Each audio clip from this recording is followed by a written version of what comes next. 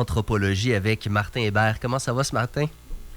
Super content de t'avoir en studio parce que quand on parle de pessimisme, moi, ça me fait toujours rire quand quelqu'un dit « Je suis pas pessimiste, je suis réaliste ». Ouais. Comme si être pessimiste est plus réaliste qu'être optimiste.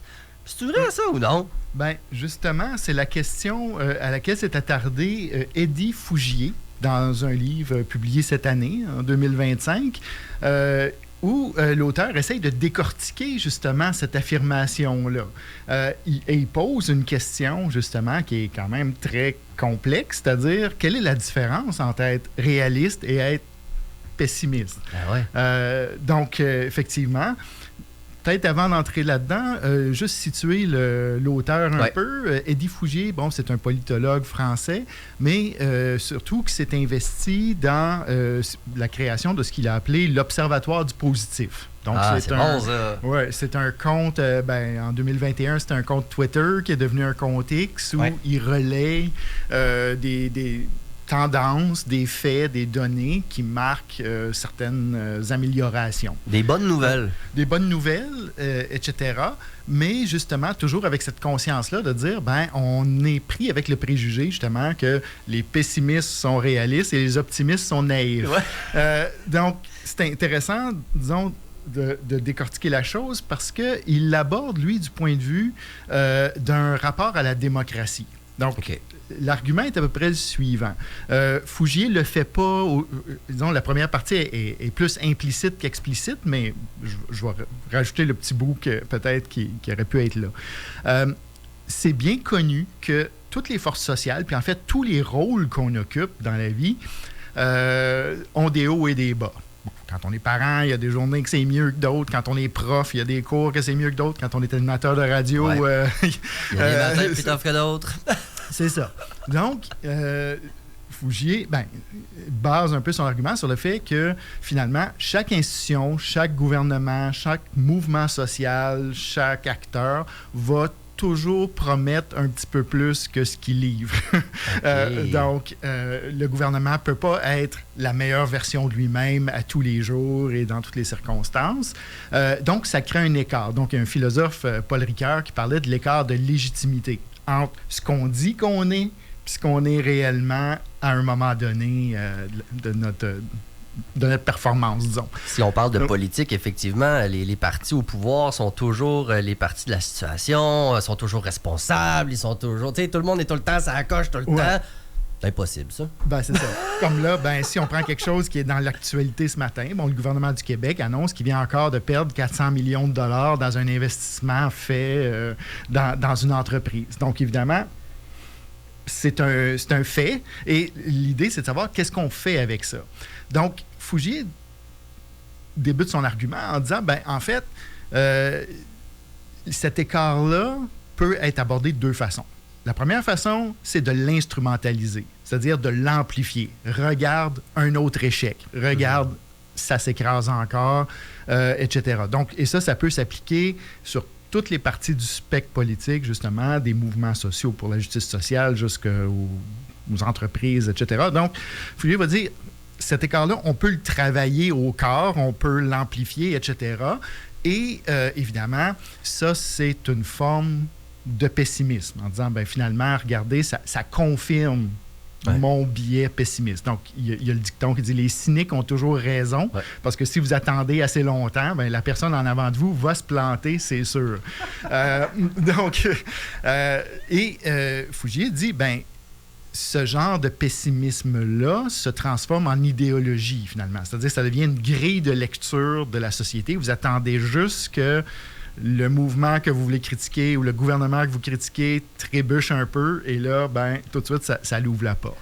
Métaphore poche, mais tu sais, si t'as eu le Canadien, c'est sûr qu'ils vont perdre à un moment donné, puis tu vas dire « Ah ah, je vous l'avais dit! » C'est ça. Mais tu regardes les statistiques des plus grandes vedettes, mettons, du hockey. Le nombre de buts versus le nombre de lancers qu'ils ont fait. Ils ont raté une gang, là. Oui, c'est ça. Donc, tu pourrais focaliser juste sur les lancers qui ont manqué. Exactement. Là, puis tu pourrais faire les statistiques, même les lancers qui ont manqué le but. Ah oui, exactement. On pourrait dépeindre des portraits très négatifs de grandes vedettes en choisissant un angle pessimiste. Tout à fait. Ça. Donc, ça, c'est un côté. L'autre côté, c'est l'optimisme. Il va dire, l'optimisme, lui, demande toujours une spéculation. C'est-à-dire, l'optimisme, c'est toujours de penser que quelque chose de différent, qu'on ne connaît pas encore, va survenir et va contribuer à changer la dynamique. Il dit ça se pourrait. Oui, parce que, évidemment, une position optimiste qui serait 100% réaliste fonctionne pas parce que les gens diraient, regarde le monde autour de toi. C'est ça. L'optimiste implique un peu de futur qui n'est pas prouvable en ce moment. Tout à fait. Puis une croyance dans ce futur-là. Mm-hmm. Mais en fait, quand on regarde l'histoire, puis Fougier revient là-dessus, il fait juste reculer de 50 ans. Bien évidemment, il y a beaucoup de développements qui se sont produits, tant dans les avancées pour la justice sociale, tant la création d'institutions. Vous aviez une entrevue avec l'IRIS il y a quelques minutes, etc., qui se créent, etc. Donc, il y a des nouvelles forces sociales qui apparaissent, il y a des nouveaux événements, etc., qui font que c'est difficile de prévoir l'avenir, mais on peut prévoir que dans 50 ans, le monde va être radicalement différent de celui qu'on vit aujourd'hui.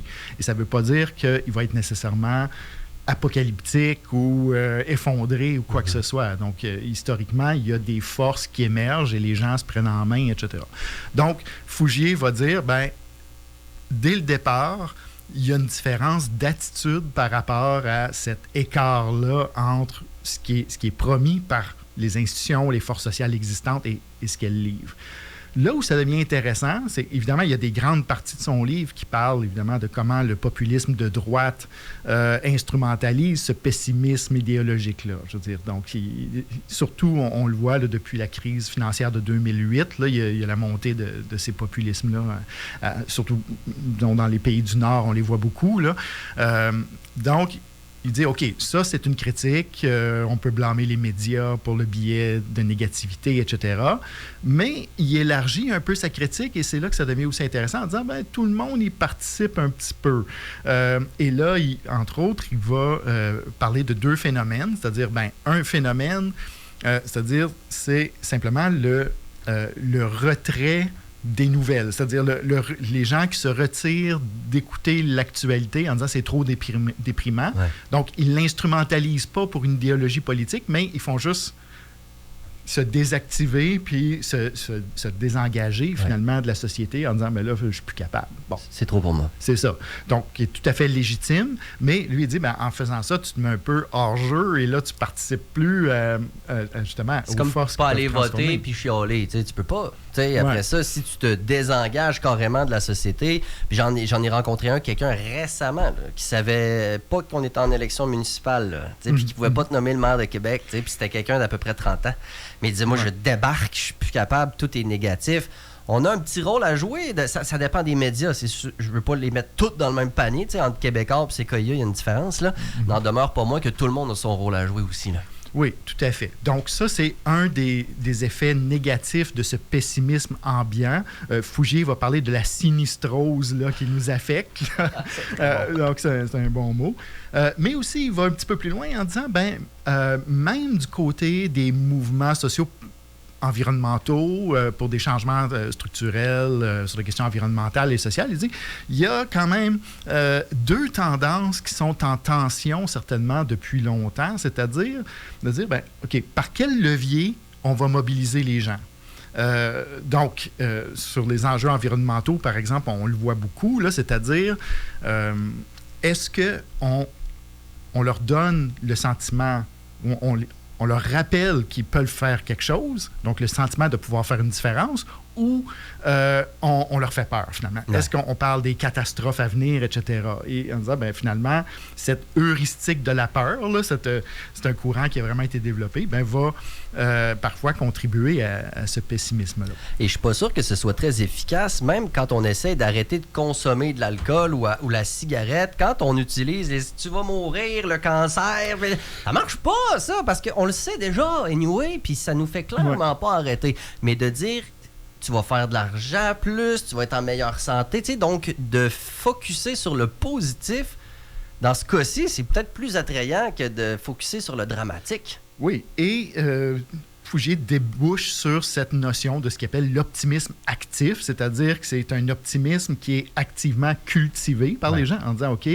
je fais un choix de cet optimisme-là, et un optimisme qui est associé à l'action. Donc, de dire, finalement, quels sont les faits sur lesquels je peux m'appuyer. C'est pas juste un optimisme naïf, mais c'est vraiment de fonder une position sur des faits réels et de dire, regardez, il y a des tendances qu'on peut détecter qui sont plutôt encourageantes. Et tu sais, est-ce que c'est pire qu'avant? Moi, je repense aux croisades puis à la peste noire. Je peux pas croire que c'était mieux tant que ça avant. Je comprends que chaque époque a ses problèmes, là, mais en termes d'espérance de vie, qualité, je veux dire, je peux pas croire que tout est si pire qu'avant. Ouais. Et fais juste revenir, quand j'étais adolescent, les deux crises environnementales, c'était les pluies acides et la couche d'ozone. C'est vrai. Dans les années 80. Deux problèmes qui ont été où les gens se sont mobilisés, puis il y a eu quand même des actions qui ont fait une différence. On n'en parle plus parce que là, c'est plus intéressant. Bon, la couche d'ozone est en train de se régénérer. OK. Ça sert plus à rien d'en parler, ça fait pas peur au monde. Martin Hébert, toujours un immense plaisir de jaser anthropologie. Merci de nous amener ces pistes de réflexion-là. Je suis sûr que ça a été très, très pertinent pour tout le monde ce matin, puis j'ai déjà hâte qu'on reprenne ça dans 2 semaines. Merci beaucoup. Salut. Salut. 8h43 maintenant sur les ondes de